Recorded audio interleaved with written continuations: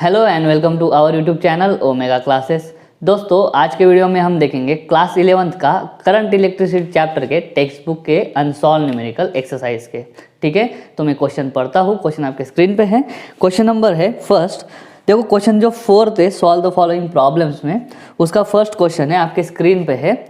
दिया है what is resistance of one of rails of a railway track 20 kilometre long. जो railway track है ना उसका उन्होंने लेंथ दे के रखा है। लेंथ है 20 किलोमीटर लॉन्ग। अभी किलोमीटर जो है वो हमारा ऐसा यूनिट नहीं है, मीटर है। तो मैं इसको क्या करूँ 20 × 10⁻³ मीटर लिख दूँ। ठीक है, उसके बाद में बोला है टेम्परेचर T = 20 डिग्री सेल्सियस। और उसके बाद में बोला है द क्रॉस सेक्शन एरिया दे के रखा है रेल का क्रॉस सेक्शन एरिया है 25 सेंटीमीटर स्क्वायर।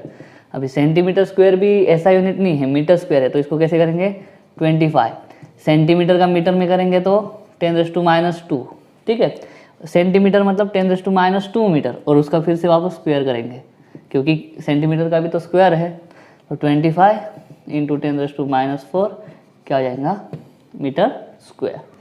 ठीक है, and the rail is made of steel having resistivity at 20 degree Celsius. इस न्यूमेरिकल को समझ में आना चाहिए आपको। टेम्परेचर कांस्टेंट है, ठीक है, तो कांस्टेंट टेम्परेचर का जो कंसेप्ट है वो हमें मालूम होना चाहिए। ठीक है, टेम्परेचर T = 20 डिग्री सेल्सियस अभी भी रहेगा। रेजिस्टिविटी दे के रखा है, रेजिस्टिविटी से डिनोट करते हैं हम रो से 6 × 10⁻⁸ ओहम मीटर। ठीक है, इसमें कुछ चेंज करने का जरूरत है नहीं। हमें ढूंढना है व्हाट इज द रेजिस्टेंस। ठीक है, देखो गिवन में ही दिख रहा है, हमें रेजिस्टिविटी दे के रखा है। ठीक है, तो रेजिस्टिविटी का यूज होगा।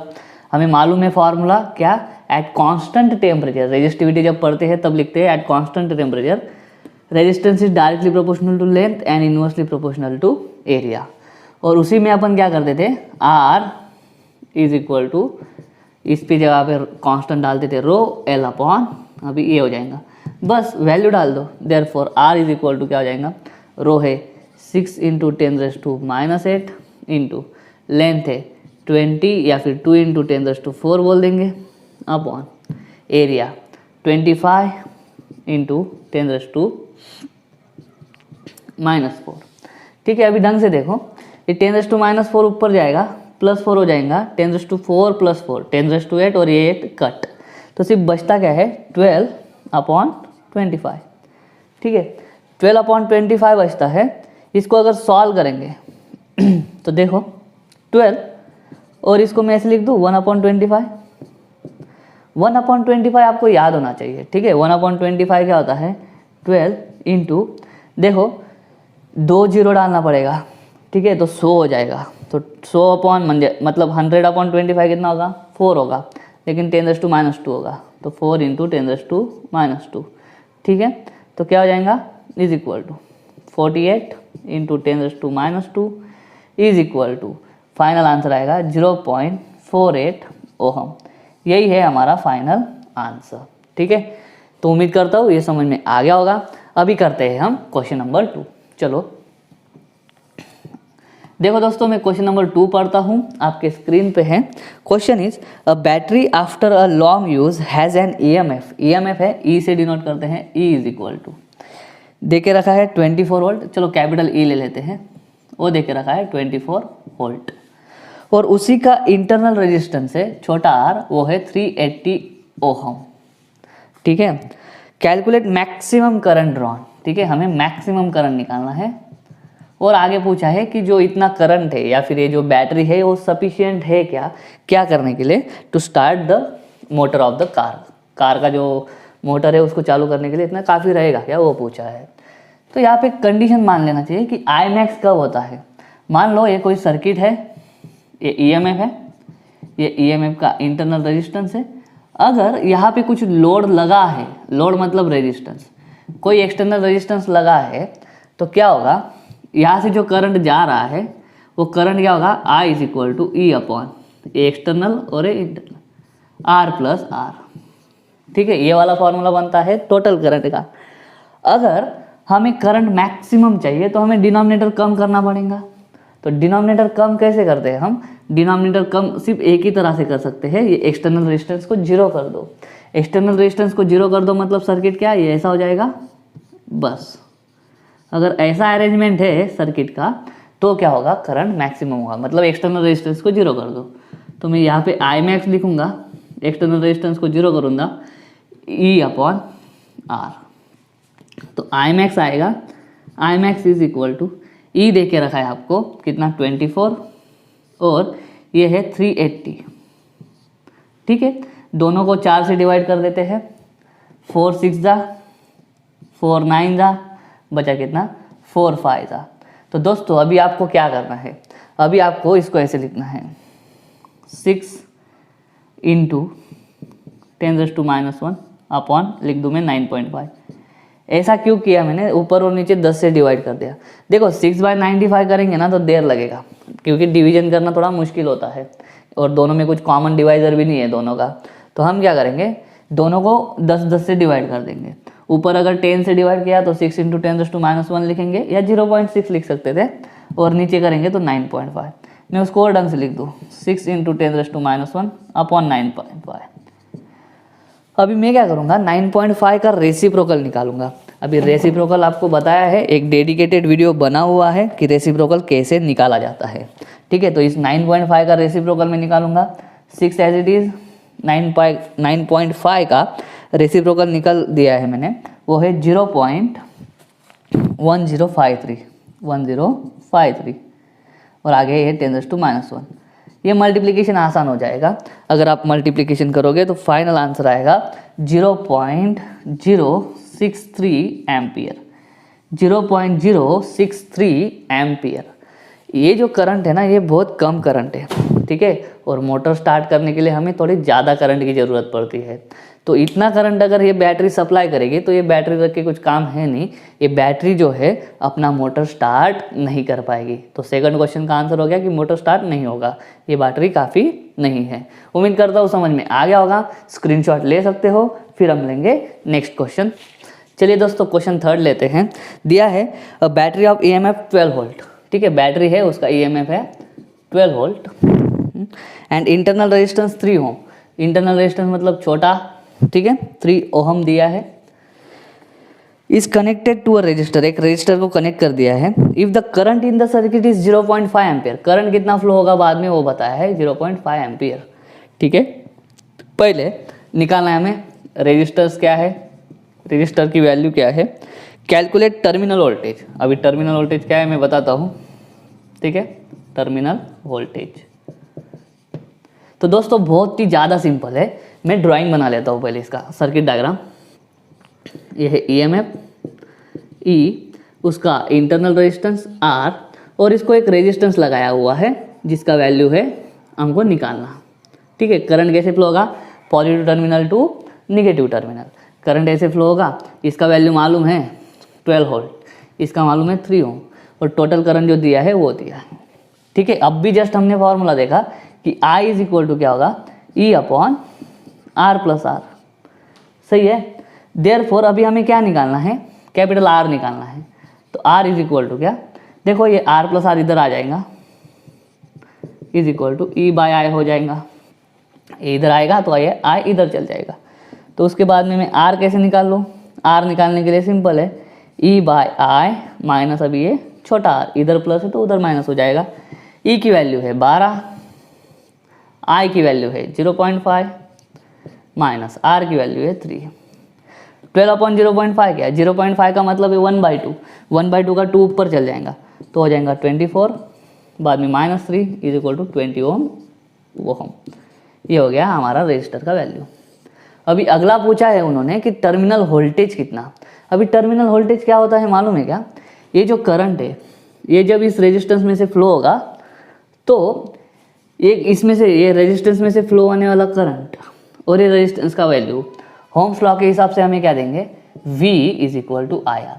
तो सिर्फ और सिर्फ, दोबारा सुनो, सिर्फ और सिर्फ ये जो हमारा एक्सटर्नल रेजिस्टेंस है उसके अक्रॉस कितना वोल्टेज है वो मेजर करना, मतलब क्या, टर्मिनल वोल्टेज। जो आपको EMF में पढ़ाया है टर्मिनल पोटेंशियल डिफरेंस। तो टर्मिनल पोटेंशियल डिफरेंस मतलब टर्मिनल वोल्टेज है, उसका फॉर्मूला होगा current flowing through external resistance और एक्सटर्नल रेजिस्टेंस का मल्टीप्लिकेशन।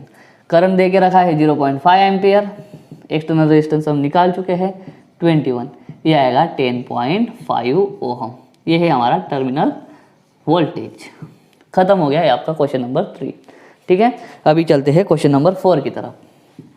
क्वेश्चन 4 देखो दिया क्या है क्वेश्चन 4 में, the magnitude of current density. अभी करंट डेंसिटी दिया है, करंट डेंसिटी को डिनोट किया जाता है जे से। तो जे दिया है, मैं लिखता हूँ 500 एम्पियर पर सेंटीमीटर स्क्वायर। देखो 500 एम्पियर पर सेंटीमीटर स्क्वायर, ये सेंटीमीटर स्क्वायर नहीं है यूनिट, हमारा मीटर स्क्वायर होता है। तो 500 एम्पियर पर सेंटीमीटर स्क्वायर, नीचे है ना तो मैं क्या कर दूँ ऐसे नीचे, सेंटीमीटर मतलब 10⁻² मीटर और उसका क्या स्क्वायर, और लिखूंगा मैं एम्पियर पर मीटर स्क्वायर। इसको सॉल्व करेंगे तो 500 अपॉन ये हो जाएगा 10⁻⁴ एम्पियर पर मीटर स्क्वायर, और ढंग से सॉल्व करेंगे क्या हो जाएगा 5 इंटू, देखो ये 10⁻² है, ये 10⁻⁻ पर ऊपर जाएगा प्लस हो जाएगा 10⁻² ये +4 10⁻⁶ एम्पियर पर मीटर स्क्वायर। ये हो गया जे एक्चुअल अच्छा वाला। अभी है if the number of free electrons पर सेंटीमीटर क्यूब, वापस वही छोटा एन है, पर सेंटीमीटर क्यूब है लेकिन ठीक है, उसको पर मीटर क्यूब में कन्वर्ट करना पड़ेगा। 8.47 इंटू 10⁻² पर सेंटीमीटर क्यूब, तो 8.47 इंटू 10⁻22 इंटू पर सेंटीमीटर क्यूब है, तो सेंटीमीटर क्यूब तो नीचे आता है। अभी उस सेंटीमीटर क्यूब को मैं मीटर क्यूब में कर दूँ, 1 मीटर मतलब 10⁻² और उसका क्यूब, तो ये सेंटीमीटर क्यूब का कन्वर्शन मैंने नीचे कर लिया है मीटर क्यूब में।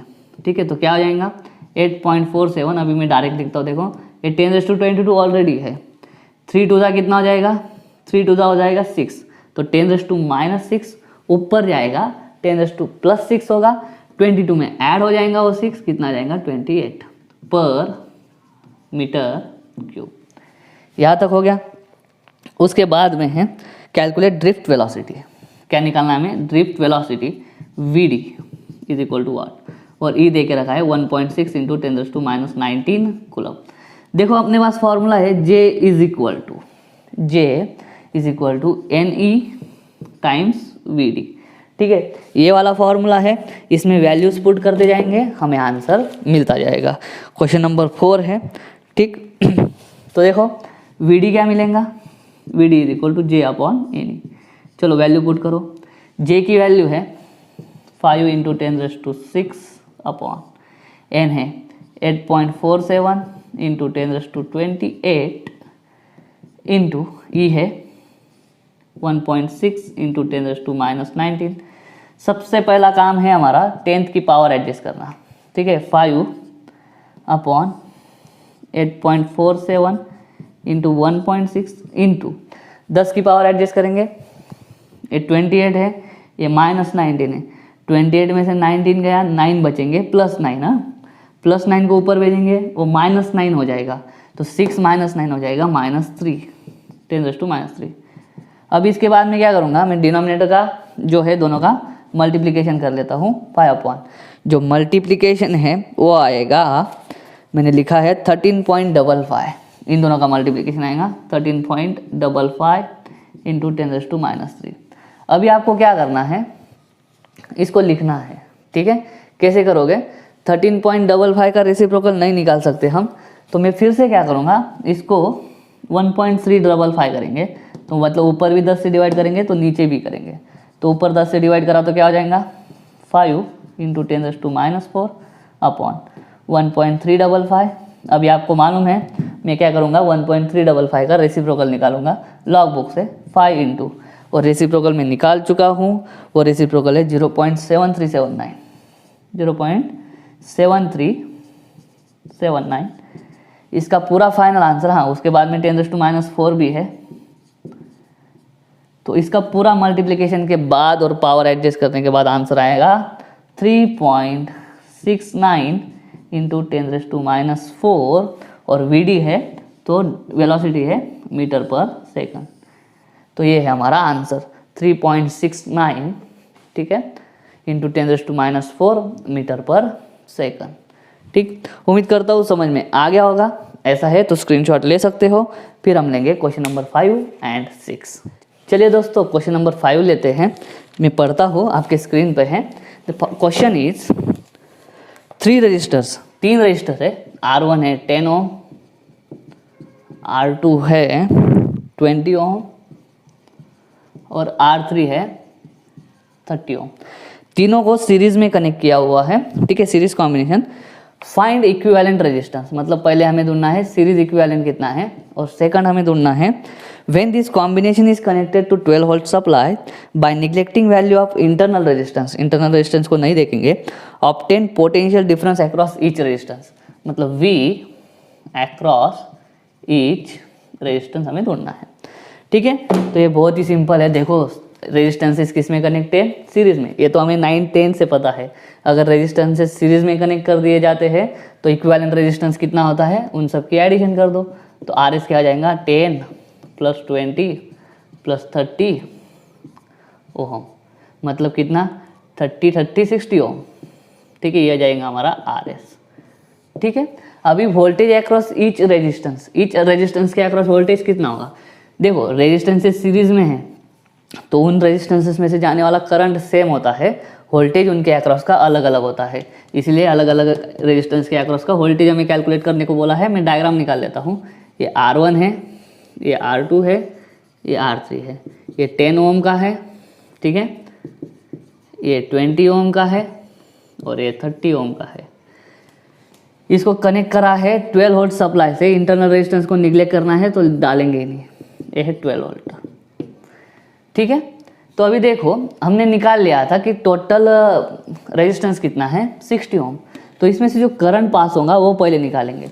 देखो इसके अक्रॉस का वोल्टेज कैसे निकालेंगे, प्लस माइनस, ये हो जाएगा 10 इंटू ये जो करंट पास होगा वो V = IR। वोल्टेज मतलब ओम्स लॉ का यूज़ करेंगे, V = IR। इसके आगे का अक्रॉस का वोल्टेज अलग होगा, इसके अक्रॉस का वोल्टेज अलग होगा 20 × I, इसके अक्रॉस का अलग होगा 30 × I, 10 × I, 20 × I, 30 × I।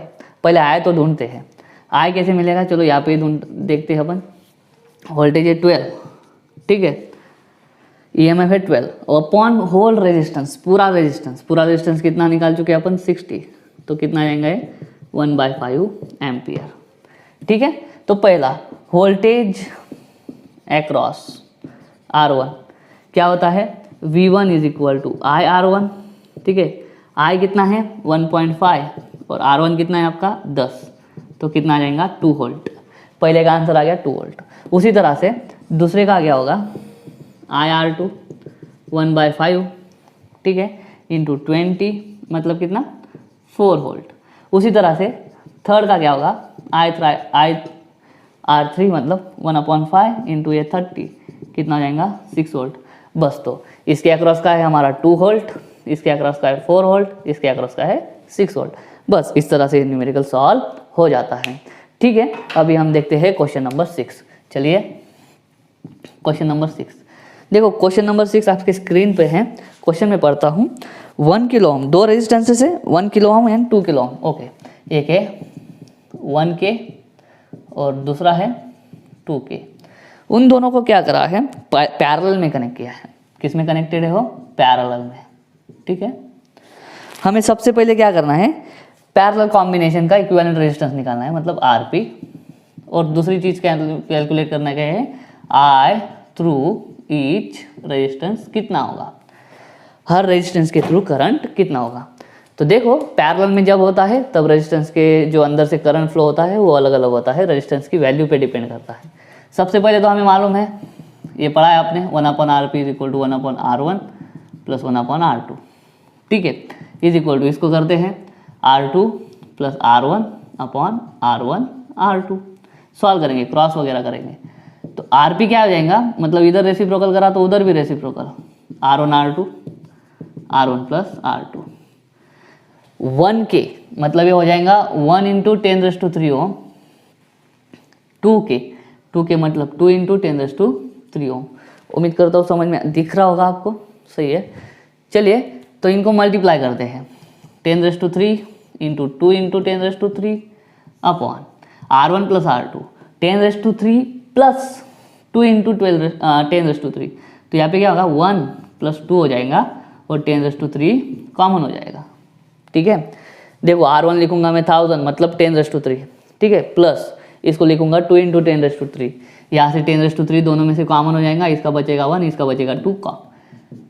Finally solve करेंगे तो क्या ये 10⁻³ कट 2 इंटू 10⁻³ अपॉन 3। ठीक है, 2/3 के ऐसे भी लिख सकते हैं क्योंकि 10⁻³ है। ठीक है, तो इसको मैं लिख दूँ 2/3 करेंगे तो आसान है 0.66 किलो ओम। ठीक है, और इसको ऐसे भी लिखेंगे हम 2/3 इंटू 10⁻³ भी रखते हैं। क्यों मैं बताता हूँ, क्योंकि आगे हमें करंट कैलकुलेट करना है। ठीक है, इधर मैं यूनिट लिख दूँ ओहम। ठीक, अभी मैं क्या करता हूँ सर्किट डायग्राम ड्रॉ करता हूँ। ठीक है, तो देखो दो रेजिस्टेंसेस है, एक है 1K का और एक है 2K का। और इसके अक्रॉस उन्होंने बोला है कि मैंने बैटरी लगा दी है। उन्होंने कितने वोल्ट की है बैटरी, 9 वोल्ट की है। ठीक है, बाकी इंटरनल रेजिस्टेंस वगैरह कुछ लेने को बोला नहीं है, निगलेक्ट करने को बोला है इंटरनल रेजिस्टेंस, तो खत्म। तो रेजिस्टेंस और करंट का नॉलेज आपको होना चाहिए। ठीक है, हमने निकाल लिया है कि टोटल रेजिस्टेंस कितना है, इसका इक्विवेलेंट रेजिस्टेंस कितना है। यहाँ से टोटल करंट आएगा, बाद में करंट के पास दो रास्ते होंगे, एक होगा 1K थ्रू जाएगा और दूसरा जाएगा 2K थ्रू। जिधर रेजिस्टेंस ज़्यादा होता है वहाँ से उस पाथ से करंट कम फ्लो होता है। मतलब क्या होगा, यहाँ पे इतने से करंट जाएगा I1 और इसमें से जाएगा I2। I1 ऑफकोर्स ज़्यादा होगा, I2 कम होगा, क्योंकि I1 जब जहाँ से जा रहा है वहाँ पे रेजिस्टेंस है सिर्फ 1 किलो ओम। ठीक है, लेकिन उधर जो है कितना है 2 किलो ओम, तो 2 किलो ओम से कम जाएगा। और यार इतना भी हमें समझ रहा है कि अगर I1 में से मान लो 2 एम्पियर गया तो I2 में से कितना जाएगा, 1 ही एम्पियर जाएगा 2 के ओम में से। क्यों, क्योंकि देखो रेजिस्टेंस एक जो है वो दूसरे के डबल है, तो जब जहाँ पे रेजिस्टेंस डबल है वहाँ पे करंट आधा हो जाएगा।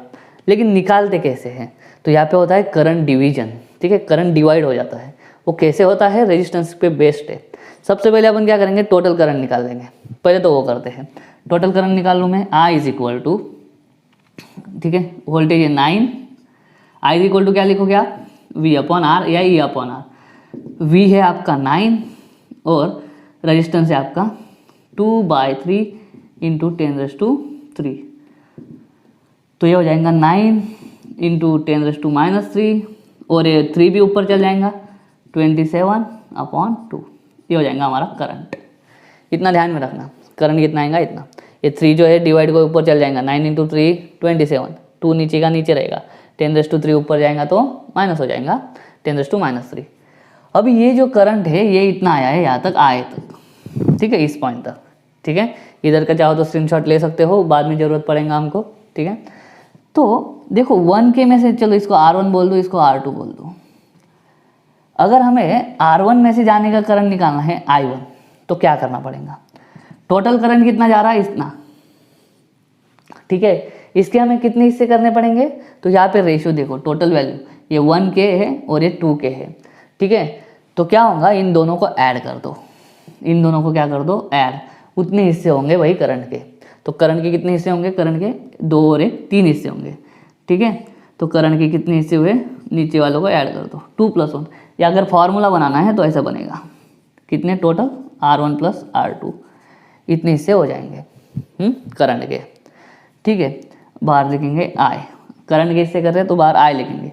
ऊपर क्या लिखेंगे वो बहुत ज़रूरी है। अगर आपको ऊपर के इसमें से जाने वाला करंट निकालना है, कहाँ से, ऊपर से जाने वाला करंट निकालना है, तो ऊपर आपको लिखना है नीचे वाला रेजिस्टेंस वो है R2। बस ये डाल दो, हो जाएगा।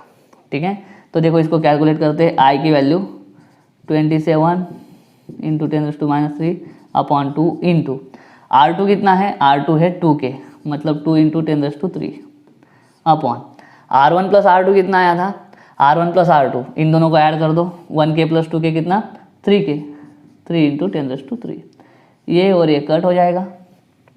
ठीक है, बचता क्या है, 2 और 2 भी कट हो जाएगा। 27/3 27/3 आता है 9 इंटू 10⁻³ है, तो 9 इंटू 10⁻³ मतलब क्या, 9 मिली एम्पियर। तो दोस्तों देखना कितना करंट फ्लो हो रहा है, R1 जो रेजिस्टेंस है उसमें से 9 मिली एम्पियर करंट फ्लो हो रहा है। बुक में 9 एम्पियर दिया है जो कि गलत है, ठीक है, 9 एम्पियर गलत है, 9 मिली एम्पियर सही है। मैं यहाँ का रफ कर रहा हूँ ताकि मैं R2 में से जाने वाला करंट निकाल सकूँ, ठीक है, चाहो तो स्क्रीनशॉट ले सकते हो। चलो तो दोस्तों अभी मैं निकालता हूँ R2 में से जाने वाला, फिर से वही, उसको मैंने बोला है I2, क्या करेंगे, करंट के कितने हिस्से करेंगे भाई, 3, मतलब R1 प्लस R2 जितना। अभी इसमें से जाने वाला करंट निकालना है ना, तो ऊपर वाला लेना, ऊपर वाला होगा R1, खत्म। कितना है टोटल करंट, या फिर क्या है, अपने को मालूम है ये जो 9 मिली एम्पियर है इसमें से पास हो रहा, तो इसमें से उसका आधा पास होगा, मतलब 4.5 मिली एम्पियर। लेकिन हर बार वैल्यूज ऐसी नहीं रहेंगी, दुगनी तिगनी ऐसी नहीं रहेंगी, कुछ भी वैल्यूज हो सकती है, तो फॉर्मूला याद रखना बहुत जरूरी है। I है आपका 27/2 इंटू 10⁻³ R1 है आपका विच इज़ 1 के, मतलब 1 इंटू 10⁻³ और दोनों की सम करेंगे, 1000 प्लस 2000 3000 मतलब 3 इंटू 10⁻³। ये कट, ठीक है, ये कितना हो जाएगा वापस 27/3 इंटू 2, ये 3 इधर और 10⁻³ ये हो जाएगा। 3 से 27 को दे दो, 9/2 into 10⁻³ 4.5 into 10⁻³ is equal to 4.5 milliampere. तो दोस्तों जो 2K ओहम है उसमें से जाने वाला करंट कितना है, उसमें से जाने वाला करंट है 4.5 मिली एम्पियर, ठीक है दोस्तों। तो इस तरह से हमने देख लिए हैं 6 न्यूमेरिकल्स हमने देख लिए हैं। तो न्यूमेरिकल 7 है आपके स्क्रीन पे, मैं पढ़ता हूँ।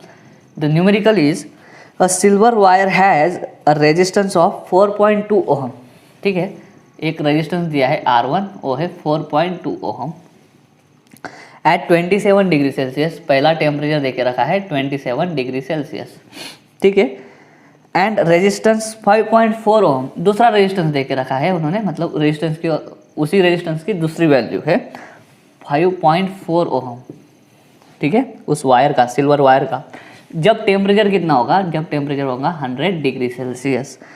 Find temperature coefficient, temperature coefficient मतलब अल्फा निकालना है। देखो पूरा आसान सा क्वेश्चन है, हमारे पास डायरेक्ट फॉर्मूला है, क्या है हमारे पास, जैसे ही टेम्परेचर बढ़ता है ना वैसे वैसे रेजिस्टेंस बढ़ता है, और टेम्परेचर डिपेंडेंस ऑफ रेजिस्टेंस इस टॉपिक में फॉर्मूला है R2 is equal to R1 in bracket 1 plus alpha delta t, ठीक है, डेल्टा टी मतलब क्या, चेंज इन टेम्परेचर, ठीक है, या इंक्रीज इन टेम्परेचर। तो R2 is equal to R1 में लिखूंगा 1 plus alpha T2 minus T1, change in temperature इस तरह से निकालेंगे। सब वैल्यूज है हमारे पास, सिर्फ हमें अल्फा निकालना है, ठीक है। तो R2 की वैल्यू डाल दूं मैं, R2 कितना है 5.4, R1 है 4.2 इज इक्वल टू, नीचे नहीं डालेंगे बाद में लाएंगे, ठीक है। मैं क्या करता हूँ R1 को नीचे लेके आता हूँ, देखना ये क्या जाएगा R2/R1 is equal to 1 plus alpha T2 minus T1। अभी देखो मैं क्या करता हूँ, इस 1 को भी इधर लेके आता हूँ, alpha into T2 minus T1 is equal to R2/R1 minus 1। यहाँ तक पहले कर लेते हैं solve, is equal to R2 है 5.4, ये है 4.2 माइनस 1, इसको सॉल्व करेंगे तो क्या आएगा आंसर 5.4 और 4.2 दोनों को 6 से डिवाइड कर देते हैं, वो आएगा 0.9 और 0.7, लेकिन दोनों में पॉइंट है तो मैं इसको ऐसा कर सकता हूँ 9/7 माइनस 1, ये आ जाएगा 7 इंटू 1 7, 9 में से गए, कितना आएगा आंसर 2/7। क्या आया, इतना आया, alpha into T2 minus T1। So alpha is equal to 2/7 और ये भी डिवाइड हो जाएगा T2 माइनस T1, ठीक है। देखो क्या हो जाएगा फिर, alpha is equal to 2/7 into, अभी T2 माइनस T1 में डायरेक्ट वैल्यू डालता हूँ 100 और है 27, तो T2 minus T1 is equal to 100 minus 27, कितना आ जाएगा, ये आ जाएगा 73, तो आ जाएगा 73। तो बस अभी हमें क्या करना है, इसको सॉल्व करना है, रेसिप्रोकल निकालेंगे। मैंने ये वाला क्वेश्चन रेसिप्रोकल लेके सॉल्व करके रखा है, मैं आंसर बताता हूँ। देखो इनका जब हम प्रोडक्ट करेंगे 73 इंटू 7 करेंगे तो आएगा 511, और उसके बाद में आपको क्या करना है 2 इंटू 10⁻², मतलब ऊपर मैंने क्या करा 100 से डिवाइड कर दिया और नीचे भी अगर 100 से डिवाइड करेंगे तो हो जाएगा 5.11। अभी क्या करना है, 5.11 का रेसिप्रोकल निकालना है और उसको उधर ऊपर मल्टीप्लाई करना है। ठीक है, रेसिप्रोकल निकालने के बाद आंसर आता है 0.1957। ये 5.11 का जो रेसिप्रोकल है वो है, पहले मैं ये लिख दूँ ऊपर वाला, इनटू इसका रेसिप्रोकल जो है वो है 0.1957 और फाइनली इसका आंसर आ जाएगा अल्फ़ा का, आपका अल्फ़ा का आंसर विल बी 3.91 इंटू 10⁻³ ठीक है, और यूनिट है पर डिग्री सेल्सियस। अगर टेम्परेचर केल्विन में दिया रहता हमें तो हम इसका यूनिट लिखते पर डिग्री केल्विन। ठीक है, तो इस तरह से इसको करना था। चलिए दोस्तों, क्वेश्चन नंबर 8 लेते हैं। क्वेश्चन आपके स्क्रीन पे है, मैं पढ़ता हूँ। 6 मीटर लॉन्ग वायर है, उसका लेंथ दे के रखा है 6 मीटर। उसके बाद में हैज़ डायमीटर 0.5 mm। देखो क्या दे के रखा है, डायमीटर 0.5 mm। तो रेडियस कितना होगा, रेडियस होगा 0.25 mm। mm मतलब 10⁻³ मीटर। इसको मैं अगर वापस ये लिख दूँ 25 लिख दूँ मीटर में, तो 25 इंटू 10⁻, देखो ये mm का -3 और ये 2 -2, 25 इंटू 10⁻⁵ मीटर। ऐसा यूनिट मीटर है ना, तो मीटर में करेंगे।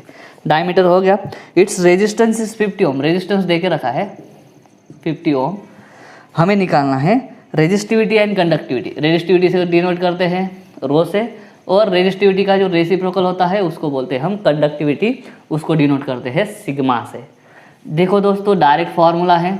ठीक है, कल भी हमने इस पर एक न्यूमेरिकल लिया था जिसमें हमें रेजिस्टेंस ढूंढना था, अभी हमको दिखना है रेजिस्टिविटी। तो उसका डायरेक्ट फार्मूला है रो इज इक्वल टू RA/L। कैसे, a resistance directly proportional to L, inversely proportional to area देखा था। उसके बाद में हमने क्या करा था, R इज इक्वल टू रो, ये डायरेक्टली प्रोपोर्शनल का साइन हटा के इक्वल टू कांस्टेंट रो डाल दिया था ये। तो रो कैसे निकलेगा, ये ए इधर मल्टीप्लाई को चल जाएगा और लेंथ डिवाइड को आ जाएगी। ठीक है, उस तरह से निकालते थे। चलो इसमें वैल्यूज डाल देते थे। R 50 है। एरिया, ए मतलब area of cross section. Wire दिया है, ये वायर है मान लो, उसका एरिया ऑफ क्रॉस सेक्शन मतलब ये रहता है क्रॉस सेक्शन सर्कुलर होता है ना, तो सर्कल का एरिया लेंगे। सर्कल का एरिया का फॉर्मूला है πr²। तो πr² मतलब पाई की वैल्यू है 3.14, r² मतलब इसका स्क्वायर, तो देखो क्या आ जाएगा 25 का स्क्वायर इंटू, अगर इसका पूरे का स्क्वायर करना है, ठीक है, ये यहाँ पे मैं लिख दूँ R is equal to radius equal to क्या 0.25 mm। ठीक है, आधा कर देंगे तो इसका पूरा का स्क्वायर, रेडियस का स्क्वायर मतलब इसका पूरा का स्क्वायर, तो 25 का स्क्वायर मैंने ले लिया। और 10⁻⁵ का जब स्क्वायर करोगे तो स्क्वायर करते वक्त पावर डबल हो जाएंगी, ये हो जाएगी -10। ठीक है, अपॉन लेंथ कितना है 6 मीटर। ठीक है, इसको सॉल्व करेंगे कैसे, ये 6 है, ये 50 है, दोनों को 2 से डिवाइड कर सकते हैं और कुछ ज़्यादा कर नहीं सकते। तो ये हो जाएगा 25 और नीचे रहेगा बस 3 और बाकी बचेगा 3.14 इंटू ये 625 और ये इंटू 10⁻⁻10। ठीक है, बस अभी और क्या करना है, अभी तो हमको फिर सॉल्व ही करना है, मल्टीप्लिकेशन करना है और सॉल्व करना है। मैंने करके रखा है, मैं बताता हूँ आपको वैल्यूज़। देखो क्या हो जाएगा, जो 25 इंटू ये 25 का स्क्वायर है, उसके बाद में हमें क्या करना है, उसको 3.14 से मल्टीप्लाई भी करना है। तो देखो ये हो जाएगा 625 इंटू ये 3.14 और इस 3 को इस जो 25 है ना उसको 3 से डिवाइड कर देंगे। 25 को 3 से डिवाइड कर दिया तो क्या बचेगा, देखो 3 8 ज़ा 24, एक रहता है, एक बचा नहीं जाता 0.0, 3 3 ज़ा 9, वापस एक बचेगा 3 3 ज़ा 9, तो ये हो जाएगा 8.33, मतलब नीचे कुछ नहीं बचेगा और इंटू 10⁻10। अभी नीचे कुछ नहीं बचा, ऊपर सिर्फ आपको क्या करना है, मल्टीप्लिकेशन करना है। इसका फाइनल आंसर आ जाएगा पूरा पॉइंट एडजस्ट करके। ये मल्टीप्लिकेशन थोड़ा लंबा जाएगा लेकिन करना पड़ेगा। फाइनल आंसर हो जाएगा आपका 1.63 इंटू 10⁻, ये बहुत 1 2 3 4, ठीक है, 5 6 7 और पावर एडजस्ट करने के बाद कितना हो जाएगा 10⁻6 ओहम मीटर। ठीक है, ये है आपका रो मतलब क्या कंडक्टिविटी। ये है आपका राइट आंसर। बुक में आंसर थोड़ा गलत दिया हुआ है, बुक का आंसर आप करेक्ट कर लेना। फाइनल है रो की वैल्यू आपकी है 1.63 इंटू 10⁻⁻⁶। अभी ये है कंडक्टिविटी। कंडक्टिविटी क्या होती है? 1/ρ। तो 1/1.63 करो इंटू, और ये भी नीचे ही आएगा 10⁻⁻⁶, और यूनिट क्या होगा इसका? 1/Ω मीटर। ठीक है, रेजिस्टेंस। ठीक है, तो यहाँ पे 1/1.63 उसका रेसिप्रोकल लेंगे, ये 10⁻⁻⁶ ऊपर जाके प्लस हो जाएगा 1/, ये यूनिट है उसका ओम मीटर। 1/1.63 का अगर आप रेसिप्रोकल करोगे तो आंसर आएगा 6.13, और उसको आगे वापस लगा देंगे 6, 1/Ω मीटर। बस यही हो जाएगा आपका कंडक्टिविटी का आंसर। ठीक है दोस्तों, तो इस तरह से हमने सॉल्व करा है क्वेश्चन नंबर 8। चाहो तो स्क्रीनशॉट ले सकते हो। फिर हम लेंगे क्वेश्चन नंबर 9। चलो दोस्तों, क्वेश्चन नंबर 9 करते हैं। क्वेश्चन दिया है, the find the value of resistances for the following colour code. देखो ये क्वेश्चन मैं स्क्रीन पे नहीं देता हूँ, मैं यहाँ पे कलर कोड लिखता हूँ। ठीक है, क्वेश्चन 9 का फर्स्ट एक कलर कोड दे के रखा है हमको, blue green red gold. Blue green red और है गोल्ड। ठीक है, देखो ये क्या है, हमें ना अगर कोई रेजिस्टेंस दिया है उस पर कलर स्ट्रिप होता है, 4 कलर स्ट्रिप होती है, कभी कभी 3 ही होती है। ठीक है, टॉलरेंस की नहीं दी जाती है, हमको देखना पड़ता है। 9 कलर मतलब कोई भी स्ट्रिप नहीं होगी। ठीक है, तो ये हमें कलर स्ट्रिप से रेजिस्टेंस की वैल्यू समझ में आनी चाहिए। इसके लिए हमने कलर का इधर टेबल बनाया है। ये टेबल में जो कलर्स लिखे हैं वो हमें बाय हार्ट होने चाहिए। ठीक है, तो इसको याद करने का तरीका भी बहुत सारे बुक में दिया है। इसको बोलेंगे बी रॉय। ठीक है, मैं लिखता हूँ goes Bombay via gateway, via gateway.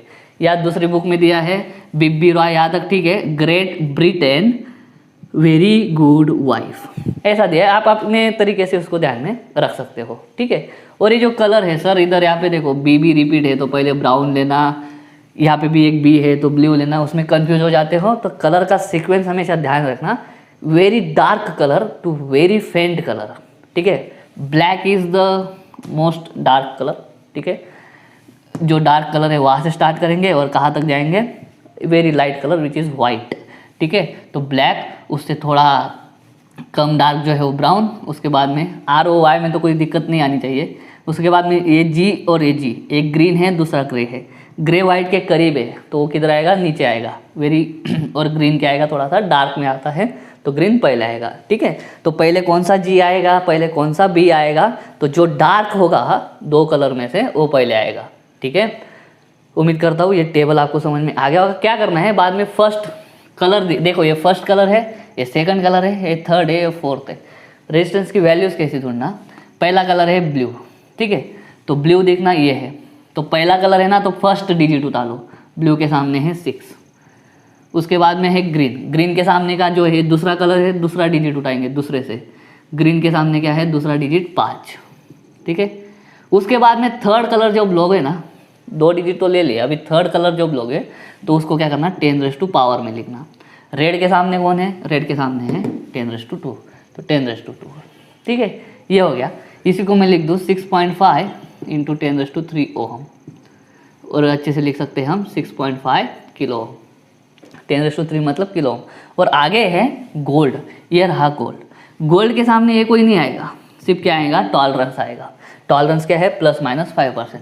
±5% मतलब ये जो वैल्यू है ये एग्जैक्ट नहीं रहेगी, ±5% अपना दिक्कत आ सकती है, कम ज़्यादा हो सकता है। उसी तरह से सेकंड में लेंगे हम। सेकंड है brown black red silver. Brown black red silver.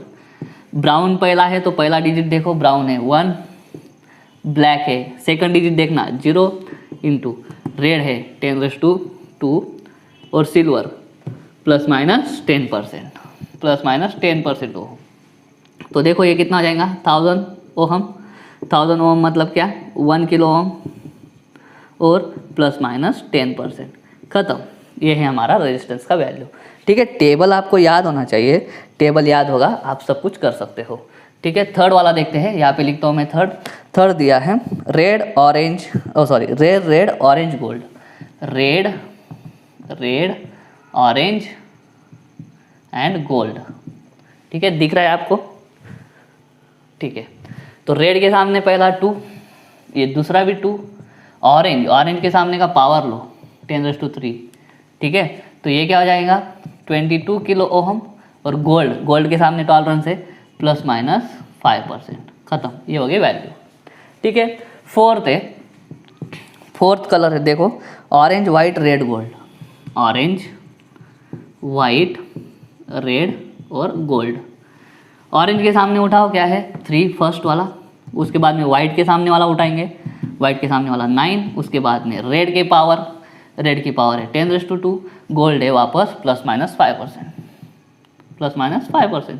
तो इसको लिखेंगे 3.9 इंटू 10⁻3 ओहम ±5%, ये हो जाएगा 3.9 किलो ओम ±5%, ये हो जाएगा हमारा आंसर, ठीक है। इस तरह से कलर कोड जो दिए हैं उससे हमें रेजिस्टेंस की वैल्यू ढूंढते आना चाहिए। फोर्थ हो गया, अभी 5, फिफ्थ वाला क्वेश्चन है yellow violet brown silver, yellow violet brown silver.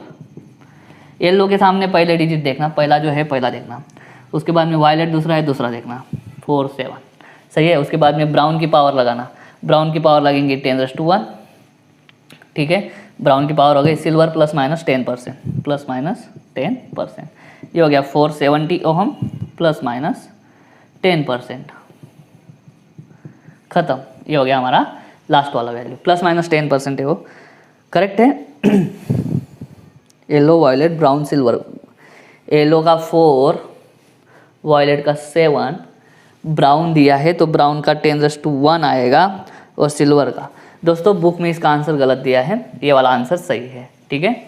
इसी तरह से हमको करना है। तो ये था हमारा क्वेश्चन नंबर 9, उम्मीद करता हूँ समझ में आ गया होगा, टेबल आ गया तो ये क्वेश्चन नंबर 9 भी आ गया।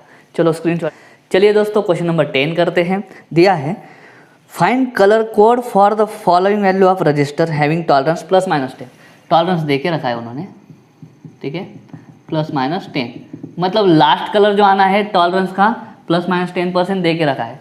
तो यहाँ पे मैं सारों का कलर कौन सा लेता हूँ, देखो पहला डायरेक्ट आंसर लिखूंगा मैं, थर्ड और फोर्थ, ठीक है। टॉलरेंस है ±10%, ठीक है। तो लास्ट रिंग जो आएगी वो सिल्वर आएंगी, यहाँ पे भी सिल्वर, यहाँ पे भी सिल्वर, और यहाँ पे भी सिल्वर। लास्ट वाली रिंग जो होती है वो टॉलरेंस की होती है, ±10% बता के रखा है उन्होंने बोला है 330 ओम, 330 ओम, चलो लिख भी देता हूँ 330 ओम, इसका लिखना है। तो 330 देखना, 3 मतलब ऑरेंज, ऑरेंज, ठीक है। उसके बाद में 0 मतलब 10⁻1, 10⁻1 मतलब ब्राउन, ठीक है। तो यहाँ पे आ जाएगा ब्राउन, खत्म किस्सा। तो ऑरेंज ऑरेंज ब्राउन सिल्वर इसका आ जाएगा। उसके बाद में है 100 ओम, 100 ओम मतलब क्या, पहला डिजिट है 1 के सामने है ब्राउन, चलो ब्राउन लिख देंगे। उसके सामने है 0 मतलब ब्लैक लिख लेंगे, ठीक है। वापस 0 मतलब क्या, वापस ब्लैक, खत्म, सिल्वर है ±10%। उसके आगे दिया है उन्होंने 47 किलो ओम, अब इसको ढंग से लिखेंगे, 47 किलो ओम को कैसे लिखेंगे, सही है 47 किलो ओम, इसको लिखेंगे 47 इंटू 10⁻3 ओम। तो बस खत्म। पहला 4 देखो क्या है, येलो, उसके बाद में 7 देखो क्या है, वायलेट, उसके बाद में 10⁻3 कहाँ पे है, ऑरेंज, और ±10% का सिल्वर तो है ही, खत्म, ठीक है। उसके बाद में है 160 ओम, 160 मतलब 16 इंटू 10⁻1, ठीक है, 160 का। तो पहला है 1 के सामने है ब्राउन, 6 के सामने है ब्लू, 10⁻1 है आपका वापस ब्राउन, और 10 का सिल्वर है ही।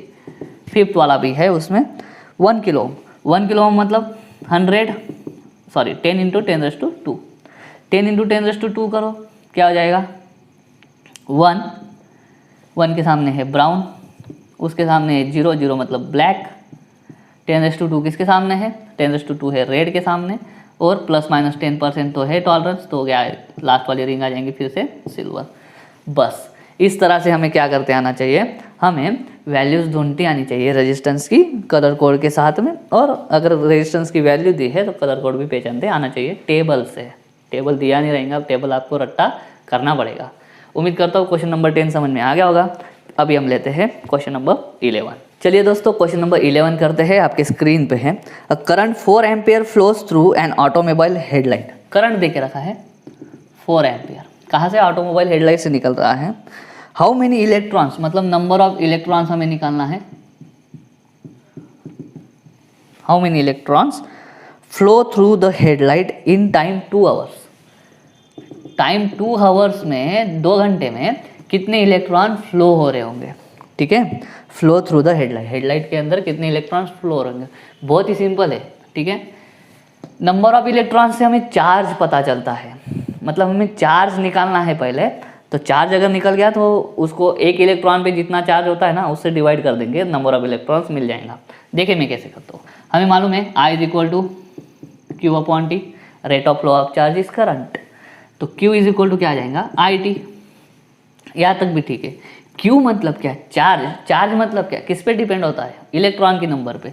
तो Q मतलब क्या? नंबर ऑफ इलेक्ट्रॉन्स, N लिखता हूँ मैं, नंबर ऑफ इलेक्ट्रॉन्स इनटू एक इलेक्ट्रॉन पे जो चार्ज हो। N for number of electrons, E है एक इलेक्ट्रॉन पे चार्ज, जिसको हम E से डिनोट करते हैं I इंटू टी। अभी I into t value put करो, नंबर ऑफ इलेक्ट्रॉन्स N हो जाएगा। E की वैल्यू है 1.6 into 10⁻⁹ is equal to, current है 4 एम्पियर, और ये टाइम जो है वो 2 आवर्स में नहीं चलेगा, आवर्स में नहीं चलता है, सेकंड में लेना पड़ता है, ठीक है। सेकंड में लेंगे 2 into 2 hours, hours 2 into 1 hour, 1 hour मतलब कितना सेकंड? 3600 सेकंड। तो ये टाइम डाल देंगे 4 एम्पियर इंटू टाइम ये डालेंगे 2 इंटू 3600, तो n हो जाएगा 4 इंटू 2 इंटू 3600 अपॉन 1.6 इंटू 10⁻⁹। ऊपर लेके जाओ 19 को, प्लस हो जाएगा, क्या हो जाएगा 4 इंटू 2, ये 36 लिखता हूँ, और ये 00 मतलब 10⁻², ये 19 वापस प्लस हो जाएगा, तो 2 और ये 19 21 हो जाएगा, अपॉन ये 1.6, ठीक है। तो देखो बहुत सिंपल है इसको करना। 4 2 जा 8 है, देखो मैं क्या करता हूँ, 4 से डिवाइड कर देता हूँ, 4 1 जा 4, ये हो जाएगा 0.4, ठीक है। ये 0.4 से डिवाइड करता हूँ मैं, ये 36 है, 4 9 जा 36 होता है, लेकिन ये 0.4 से अगर करूँगा तो मुझे ये कितना आएगा? 90 आएगा। तो मैं लिखता हूँ यहाँ पे 2 बचा, ये 90 बचा, और ये 10⁻21, 92 जा 180, 10⁻21। इसी को सॉल्व करेंगे, 1.8 इंटू 10⁻23। तो नंबर क्या मिला मुझे? नंबर मिला इतने इलेक्ट्रॉन्स, 1.8 इंटू 10⁻23 इलेक्ट्रॉन्स 2 घंटे में हेडलाइट में से पास हो रहे होंगे, ठीक है। उम्मीद अच्छा न्यूमेरिकल था, उम्मीद करता हूँ समझ में आ गया होगा। अभी हम लेते हैं लास्ट क्वेश्चन, क्वेश्चन नंबर 12। चलिए दोस्तों क्वेश्चन नंबर 12 लेते हैं। दिया है the heating element connected to 230 volt supply, voltage दे के रखा है 230 वोल्ट, ठीक है। Draw the current of 5 ampere, current दे के रखा है 5 एम्पियर, ठीक है। उसके बाद में determine the amount of heat dissipated, heat मतलब क्या है? हीट एनर्जी है, ठीक है, एनर्जी निकालनी है हमको। Heat dissipated in 1 hour, time दे के रखा है 1 आवर, 1 आवर मतलब मालूम है हमको 3600 सेकंड्स, और जूल में निकालना है, इसके लिए दे के रखा है उन्होंने, ठीक है। तो जूल का रिलेशन मैं आपको बोल दूंगा, ठीक है, जूल में निकालते वक्त। देखो हीट मतलब एनर्जी है, ठीक है। एनर्जी मतलब क्या होता है? पावर इंटू टाइम होता है, ये तो बहुत पुराना है। पावर मतलब क्या? V इंटू आई, पावर का फॉर्मूला होता है V इंटू आई, ठीक है, इंटू ये क्या हो जाएगा? टाइम। बहुत सारे तरीके हैं एनर्जी निकालने के, I² RT, ये भी क्या है? एनर्जी का फॉर्मूला है। और सिर्फ I² R वो क्या होगा? पावर होगा, ठीक है। V² अपॉन R भी पावर होगा, ठीक है। तो यहाँ पे जो जो वैल्यू दी है उसके हिसाब से लेंगे। Power is equal to V into I होता है, वो हमें मालूम है, ठीक है। तो V की वैल्यू डाल दो 230, ठीक है, I की वैल्यू डाल दो 5, और ये हो जाएगा 3600। इसको लिख दूँ 23 इंटू 5 इंटू 36 इंटू 10⁻3। ये जो है प्रोडक्ट, वो प्रोडक्ट करना होगा, मैंने करके रखा है, वो आएगा 414 उसके बाद में 4 जीरो है, 1 2 3 4, ठीक है, नोटबुक में मैंने करके रखा है। ये जो आएगा वो किस में आएगा? जूल में आएगा। किस में आएगा? जूल में। हमें लाना है कैलोरी में, ठीक है। तो मैं बोलता हूँ आपको रिलेशन, ये आ गया हीट। एनर्जी मतलब क्या है? Heat energy. ठीक है, अभी मैं बोलता हूँ कि 1 कैलोरी, ठीक है, 1 कैलोरी इज इक्वल टू 4.2 से डिवाइड करते हैं, वेरी गुड। जूल को अगर 4.2 से डिवाइड कर दोगे, ये स्टैंडर्ड रिलेशन है, ठीक है, जूल में जो एनर्जी आएगी उसको 4.2 से डिवाइड कर दो। तो मैं क्या करूँगा, 414 1 2 3 4 0 अपॉन 4.2। बाद में क्या करना है आपको मालूम है, 4.2 का रेसिप्रोकल निकालना है, ठीक है। तो 4.2 का रेसिप्रोकल निकालेंगे, वो आएगा 0.2380। इसको मैं पहले लिख लूँ 414, अभी इसके रेसिप्रोकल से मल्टीप्लाई कर दूँ 0.2380, ये 4 0 का 10⁴ लिख दूँ, ठीक है। यहाँ पे भी वैसे ही करना चाहिए था, रहने दो। अभी क्या करना है, ये प्रोडक्ट करना है। ये प्रोडक्ट आपको लास्ट में आंसर दे देगा 98.57 इंटू 10⁴, ठीक है।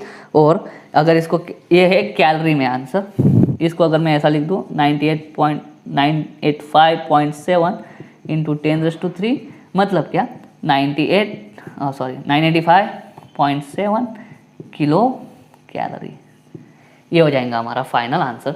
आपको ये रिलेशन अभी नया नया है, ये समझ में आना चाहिए। आप जब हीट चैप्टर पढ़ोगे तो ये जो कैलोरी का यूनिट है, कैलोरी जो है ये हीट का यूनिट है, और जूल भी हीट है, ठीक है, एनर्जी है, हीट भी एक एनर्जी है। तो दो एनर्जी के यूनिट है, एक है जूल और दूसरा है कैलोरी। कैलोरी स्पेशली हीट के लिए यूज़ किया जाता है। यहाँ पे हीट पूछा है तो कैलोरी में निकालेंगे, हमको जूल में मिला एनर्जी, उसको हमने 4.2 से डिवाइड कर दिया तो हमें कैलोरी में मिलेगा, ठीक है। उम्मीद करता हूँ समझ में आ गया होगा। तो दोस्तों इस तरह से आपके जो चैप्टर नंबर 11 है, ठीक है, क्लास 11 का, उसके न्यूमेरिकल हमने सॉल्व कर दिए हैं। वीडियो अच्छा लगा है तो वीडियो को लाइक करो, वीडियो को शेयर करो, चैनल को सब्सक्राइब कर देना। मिलता हूँ नेक्स्ट वीडियो में, तब तक के लिए जय हिंद।